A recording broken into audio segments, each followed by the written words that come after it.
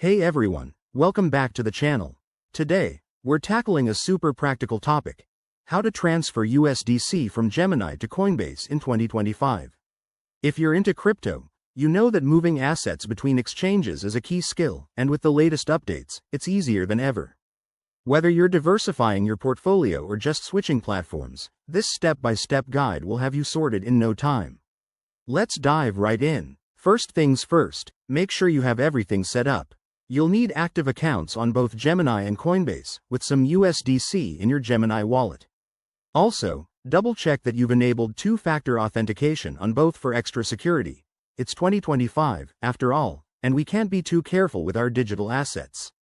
Step 1. Log into your Gemini account. Head over to the Wallet, or Assets, section and find your USDC balance. Once you're there, look for the Withdraw, or Send, option. This is where the magic happens. Next, select USDC as the asset you want to transfer. You'll need to enter your Coinbase wallet address. Don't worry, you can find this by logging into Coinbase and going to your account settings or wallet overview. Copy that address carefully to avoid any mix-ups. Then, enter the amount of USDC you want to send, and review the transaction details, including any fees. Gemini might charge a small network fee, so keep that in mind to avoid surprises. Hit Confirm, and you'll get a verification prompt. Go ahead and approve it. Now, switch over to Coinbase. It usually takes a few minutes to an hour for the transfer to show up, depending on network congestion.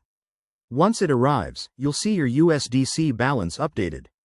Pro tip: always monitor your transactions using blockchain explorers like Etherscan if you're dealing with Ethereum-based USDC.